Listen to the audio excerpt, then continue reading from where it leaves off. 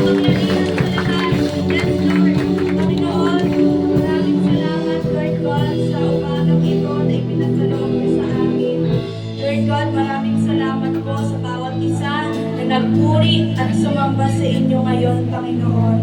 Lord God, maraming salamat sa katagumpayan na ipinagkaloob ni Lord God mula sa mga nag-corporate prayer, Lord God, sa bawat nanalangin, sa bawat nag-tithes, Panginoon, at lalong higit po, Panginoon, sa inyong lingkod na inyong ginamit na kay Pastora Dayan, Panginoon. Lord God, patuloy yung pagpapala at blessing, Panginoon, ay ipagkaloob niyo po sa kanya, Lord God.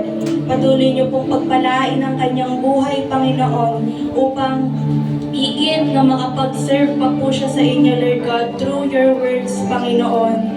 Maraming salamat, Panginoon, sa kanyang salita, Lord God, at ganon din po sa mga bawat isa na nakinig, Panginoon.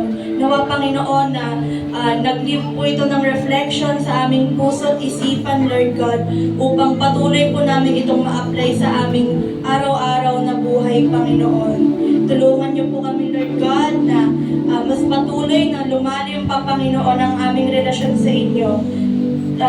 Sa bawat mga salita na inyong ipinagkaloob sa amin, Panginoon. And Lord, pagpalain niyo rin po, Lord God, maraming salamat po sa bawat itinayo niyo po ngayon, Panginoon, sa bawat umawit, sumayaw, sa bawat tumugtog, sa bawat man, Panginoon, sa kan, sa SOS, sa ushering, Panginoon, at ganoon din po sa children's, Panginoon.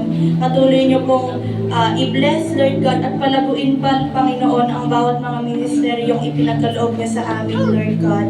Maraming salamat po muli, Panginoon, sa katagumpayan, at idinadalangin na po na sumaamin nawa ang kagandahang loob ng Panginoong Hesukristo, ang pag-ibig ng Diyos, at ang pakikisama ng banal na Santong Espiritu noon, ngayon, bukas at magpakailanman. Sa iyo ko na nga po ipinapaling lahat ng